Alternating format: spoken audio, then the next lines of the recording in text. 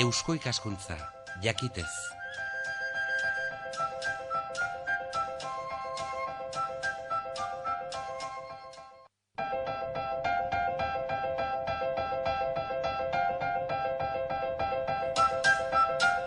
Kulturarloa hemen Euskal Herria irratian. Kulturarloa Eusko ikaskuntzarekin batera kulturgintzaren zabalkunderako ahotsezko aldizkaria. 1512 Nafarroaren konkista, orain dela 500 urte gertatu zenaren garrantzia nabarmenduz, gertatu zen hura xeheta sakon ezagutuz eta ezagutzera emanez, horretarako lan saioak, jardunaldiak, argitalpenak, hitzaldiak eta beste. Eta etorriko direnak, jardunaldi batzuk eginak, joan den irailean izan ziren, historialarien biltzarrea izan da, orduan esan zirenak liburu batean bildu dituzte. Eta bestaldetik, eskolakumei irudien bitartez lan bat egin zaie, ezagutzeko, hoiek ere, 1512koa. Bai batean, bai bestean, hortxe topatu dugu Joseba Asiron, irakaslea, San Fermin ikastolako irakaslea. Lehendabizi 1512 Euskal Lurraldeak eta Nafar estatua. Oaintxe 2 hilabete, Oñatin, egin zen historialarien kongresua. Konkistan beste Euskal herrialdeek nolako parte hartzea izan zuten xetu eta ikertzeko. Biltzarren esan zirenak orain liburuan jaso dira, txertoa argitaletxeak editaturik. Joseba Asiron izan zen Euskal Herriko historialarien biltzarreko zuzendari. Historia ez da nahi litzateken modukoa, baizik gertatu zen modukoa, gertatu zen ura gustokoa izan ala ez. Gipuzkoarrek eta Arabarrek Gaztelako erregearen zerbitzura egin zuten lana garrantzitsua izan zen Nafarroa menperatzeko. Bizkaian zergatik ote ziren bertakoak atxikiago Gaztelako erregeari Nafarrokoari baino, halakoak agertu izan baitira ponentzietan. Joseba Asiron. Nire ikuspuntutik hori, bai, arrazoi duzu, aipatzen duzunean, hori ez, konkistan parte garrantzitsua gainera hartu zutela Gipuzkoa, Araba eta Bizkaitik. Orain berriz jakin izan duguna izan da zer nolako ondorioak jasan ziren han. Konkistaren ondorioak han, onurak edo privilegioak jaso zituzten, eta topatu duguna da, ez zutela batere onurarik izan alderantziz. Gozea, zorrak, eta konfiskazioak, eta mehatxuak, eta kontestu horretan egintzen hangoen mobilizazioa. Gainerez bakarrik hori, baizik eta prozesu hau, 1512ko prozesua hasi baino lehen, topatu du baita ere 1200en beste konkista bat egontzela baita ere, eta kasu honetan agiriekin, dokumentazioarekin eta frogatu da lehenago 1200en ere konkista oso bat izan zela. Oro har, beraz, bai 1200en, 1512an ere topatzen duguna da, ohiko teoria paktistak ez bertan bera gelditu direla. Paktismo, beste batzuk esaten duzuten aiskideen gana, besoak zabalik, joan zirela, gazteizkoak eta beste, gaztelaren menpe, hoi esaten duzuen, hoi ez dela horrela, hoi liburu honetan agertzen da. Bai, argi eta garbi gainera, adibidez, oain burura torkit, Estibaliz González Diosek egiten duen ponentzian, orain publikatzen dena, horretan adibidez aipatzen da espreski nola Gasteizen 1512an eta jendeari behartzeko, Nafarroaren konkistan parte hartzeko, bandoak eta ezarri zirela, hori ez, mehatxuka eta zanez parte hartzen ez zuten, edo mobilizaziora joko ez zutenak, gartzelatuak eta pena eriotz zigorrak ere ezarriko zizkiela, eta hori oso garbi geratu da egintzela alakot kontestu batetan, ez? Mehatxuak eta derrigorrezko mobilizazioa. Baina, nola da, oraindik ere dena, noski ikertu edo dena behar bezala esan gabe egongo da, baina askoren kontzientzian, behar bada hori ibili zirenengan, eta gero historiadore askore arduratu dira ez hori zabaltzen, Espainiarrak edo Gaztelarrak Frantziaren aurka, ari ziren ustea edo ideia hori. Nafarra bai, baina azken batez Frantziakoen apoioarekin da. Oindik ere, esan diteke, ideia hori hortxe dagoela, argitu da, edo berexi diteke, Frantziarren aurkako, Nafarren aurkako, aliantza hori, no? Bueno, ez, hau testu inguru, bai, zu diozun bezala, beste testu inguru zabalago batean kokatzen da, eta testu inguru horretan garrantzitsua da, adibidez, Espainia eta Frantziaren aldeko lehia. Baina, ez, hala eta guztiz ere, esan behar dugu, hori ez, normalean historiografia tradizionalak esan digu Nafarrok aukeratu behar izan genuela ia frantsesak ala espainiarrak izan nahi genuen, eta hori gezurra da. Ez, Nafarroako agintarien asmoa etzen ez bata ez bestea, baizik eta hirugarren bide bat izaten jarraitzea, hau da, independienteak izatea, saiatu ziren inpartzialak izaten, eta argi dago ezinezkoa zela, gaur egungo ikuspuntutik edo perspektibatik ikusten dugu alferrikako lehia zela, baina horretan askoz ere agresiboagoak eta jo zuten Espainiarrek eta horregatik Frantziarrak baino lehenago eraso zuten Nafarroa. Ados, testu inguru zabalago batean kokatzen dela Nafarroaren konkista, Espainia eta Frantziaren arteko burruka da osagai garrantzitsu bat, baina ez bakarra. Adibidez gaur egun badakigu, eta ponentzietan oso garbi geratzen da, errege katolikoek nahi zutela mugen itxiera, Espainiaren itxiera, eta horretan adibidez badago Nafarroaren konkista, baina baita ere Granadaren konkista, edo Afrikako iparraldeko hirien konkista, edo adibidez, gerora aurrera eraman zuten politika imperialista bai Europan, eta baita Amerikako lurraldeetan ere. Entzun da irakurri dugun, erakutsi diguten beste izan da, Nafarroko leinuen aurkako guduak izan duzirela funtsean Nafarroko erresuma bera ahuldu zutenak. Beraz, kanpotik etorri zirela konkista gauzatzera, baina lehen hautik ere, esan diteke, inbaditzaile, arrotzen beharri gabere, barnetik nahiko ahulduta zegoela Nafarroko erresuma. Ahulduta bai, ez, leinuen arteko burrukak asko ahuldu zuen batez ere erregeen agintea. Baina ez da egia hori, ez da, eta ja gainera frogatua dago aspalditik, ja Alvaro Adotek frogatu zuen hori etzela horrela. Hau da justu alderantziz, hau da, leinuen arteko burruka guda zibilak edo ditzen 15. mendeko guda zibilak amaitu ziren 1507 eta orain arte inork ez du topatu 1507 aurrera beste enfrentamenduen dokumentaziorik. Osea, 1507 bukatzen dira gerra zibilak.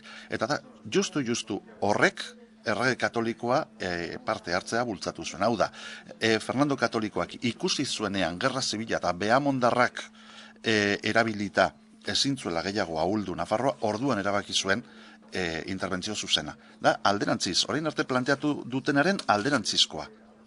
Hau da, gerra zibilen bukaera izan zen inbazioa ekarri zuena. Ez gerra zibilen gailurra edo gerra zibilen ondorioa. Ez, da justu alderantziz. 1512 da, hor zenbaki borobil, simboliko, emblematikoa, beste batzuk ere badira, beranduagokoak. Baina, oain esaten azten baldin bagera, 1900ean, beste euskal probintziak gaztelaren menpe gelditu ziren data hori. Eta gerora, konkistaren ondotik ere, ez dakit, izate batako 1812ko konstituzioa, zari gara horrein, esaten dute batzuk, konkista orduan amaitu zela, 1812an. Orduan zer da, konkista bat baino gehiago, konkista prozesu luze batean? Konkista luze batean, konkista militarra momentu batean bukatzen da, konkista ideologikoa eta beste soziala eta eklesiastikoa eta beste bide bat darama, eta segurazki gaur egun ere ikuspuntu, ez da egit, ideologiko batetik konkista ez da oraindik amaitu, konkistatzen ari dira. Baina bai, argi dago estenatoki eta konkista agertu dela historian zehar oso modu ezberdinez. Militarra, behar bada hasiera batean, baina gero beste izaera asko izan zituen konkistak. Eta zuk aipatzen duzun bezala, adibidez, 1200en hor badugu beste, orain arte ezagutzen ez genuen, Nafarroaren konkistaren beste episodio, beste ezberdin bat, ezta? Araba, Gipuzkoa eta Bizkaia modu militarrean konkistatzen direnean alegia. Baina Monteagudoko kopletan esaten dena egia da, Nafarra konkistatu zuten gaztelarre, baina foruari eutxiz. Bueno, hori dira, bakizu, geroko eliteek batez ere justifikatzeko foruak eta, bueno, privilegio batzuk eratu zuten teoria paktista, izan zen modu bat hori saiesteko konkista hutsa izatearena, eta konserbatzeko azken finean privilegio batzuk. Eta konkistatzaileen ikuspuntutik ere ongi zegoen, onurak ikusten zizkioten horri, azken finean, zuek onartzen baldin baduzue, etzela konkista militar bat legitimitatzen duzue konkista, ez da, hortarako privilegio batzuk eman behar baldin baditut, hori da, esaten den bezala un mal menor, gutxienekoa. 1512 konkistaren garaia, hitzaldi eta komunikazioa Koñatiko kongresu hartan, 20 gora, hoiek dira liburuan jaso direnak orain, Euskal Lurraldeak eta Nafar estatua izenekoan. Hori izan dugu, liburu hori, geure elkarrizketaren abia puntu. Joseba Asironekin ari gara eta arekin jarraitu beharra dugu. Izan ere, Joseba Asiron bera, konkistari buruzko beste argitalpen baten lanean eta arduran ikusi baitugu. Nafarroa amets urratua izenburua hartu duen komikia. Komikiarekin batera edo horren eranskin gisa unidade didaktikoa. Ta hemen elkar lan haundia eman da, Navarralde bai, baina ikaselkar, edo UNESCOren Iruñoko etxea, edo Sabino Arana Fundazioa eta beste elkarte eta talde gehiago ibili dira. Marrazki lana Martin Altzuetak egin du, Martin Txok. Gidoia aldiz Joseba Asironek. Gidoirako egia izan da lana erdi egina genuen aldez aurretik. Ez nik egin dudan gauza bakarra izan da bibliografia ona eskuratu, eta hori izan da Pedro Esarte eta Pello Monteano, Álvaro Adot, Mikel Zorauren eta Barren lana. Eta hori ja behin eskuratuta bakarrik falta zitzaion bizitza, ematea gidoi historiko horri. Eta hori izan da benetan lana, baina nik gidoia benetan erraz, esango nuke, atera dela. Igual, komplikatuena izan da gero, hori dokumentazio lana, eta hor bai, alegin handia egin behar izan dugula, nahi genuelako, hori bakarrik garaiko jantziak, armak, estenatokiak eta bar islatzea. Eta hori segurazki izan da zaiena. Bero, Martintxorekin lan egitea izan da gozada bat, izan da oso erreza, eta gidoia, esate izuet, historiak eman digu. Historiak eman, baina pixkate nola joan da. Protagonista batzuk behartzen dituzten, denboran zehar hor gertaerak eta bizi izan dituztenak, horren antolaketa. Bueno, historiak kontatzen du nola, familia, 16. mende hasierako familia baten gora berak dira, aita azken erregearen ministroa izan da, inbazio ematen denean, atzerriratu behar izan zen, eta orduan, bi protagonistak hasiera batean umeak bezala, poliki-poliki protagonismo irabazten joango dira, eta bukaeran ja 1522ko protagonista hundiak izan ziren Amaiurko gazteluaren setioan, ez? Eta orduan hori egin dugunean zan da, hori jantzi, sentimenduekin, eta elkarrizketak, eta anekdotak, eta bar. Eta gainera gauza bat kontutan hartuta, ez? Bi protagonistak direla Xabierko San Frantziskoren bi anai nagusiak, ez? Hau da, familia osoa, aita eta bi anaiak. Da, azken finean, patroiaren familiaren historia. 1512 titulo nagusien agertzen dena da, zuen historiare hor abiatzen da, baina, luzatzen urte batzutan bai behintzat.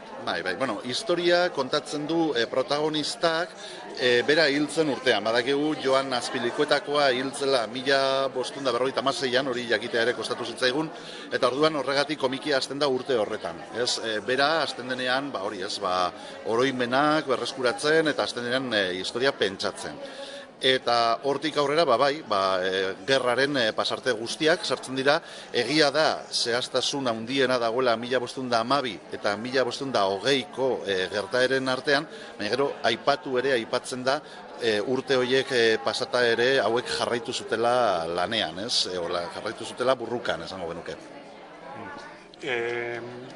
Komikiaren irudire eraman duzuen, hain espezatzen gaurko eguneko geure neska mutilez eta gero, duela 500 urteko gertaerak. Oin 10 urtekoak arrotz egiten zezkie, gure gazte presentea eta igual etorkizunaren bizi dute ez, baina iraganeko kontuek garrantzi dutela eta perzibitzeko, ezagit, konfiantzari baduzue, harrapatuko te duten hor gertatu zenaren garrantzia, edo entretenimendu bat bai, historia bat, gudak, borrokak, halakoak. Hombre, edozen kasutan ere, iruditzen zaigu lehen esan dut, hemen komikian eta unitate didaktikoan kontatzen dena aldez aurretik kontatua dagoela. Dagoeneko eta Navarralderen kongresuetan eta historia liburuetan badaude. Osea, berrikuntza historiografikorik ez dago. Guk kontatzen dugu ja lehenago beste batzuk kontatu dutena. Aldatzen dena da, zuk diozun bezala, formatua. Eta iruditzen zaigu, gauzak eta gizartea nola eraldatzen hasi behar dugun eskolatik hasten baitira benetako aldaketa sakona gizarte batetan, pues hau dela modurik errezena iristeko, ez? Komikia gaur egun eta umentzat oraindik da oso baliabide ona azaltzeko bestela, hori ez, historiak liburuetan eta elite batentzat geratuko ziren datuak. Eta unitate didaktikoa berdin, ez? Unitate didaktikoa eta komikia erabat uztartuta daude, hizkuntza bera erabiltzen dute eta ilustrazioak ere berdinak dira hortarako, ez? Uztarketa perfektua eta ez dakit, ez, eraginkorra izateko. Mezua historian berean dago, edo doktrinarik badago? Dotrina, ez dakit, dotrina beti oso irekia gelditzen da, ez? Ni dotrina hitza ez dakit asko gustatzen zaidan.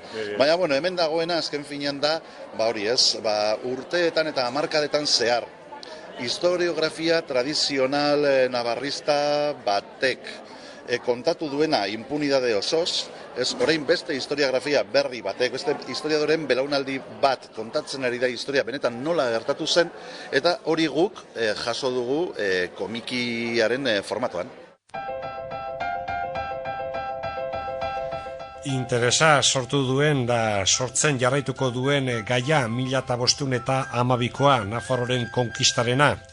Ekimenak alde batetik divulgazio lanak eskolakumendako komiki moduan, historialariak bildu eta aztertu eta euren ezagutza elkartrukatu eta liburu moduan agertu.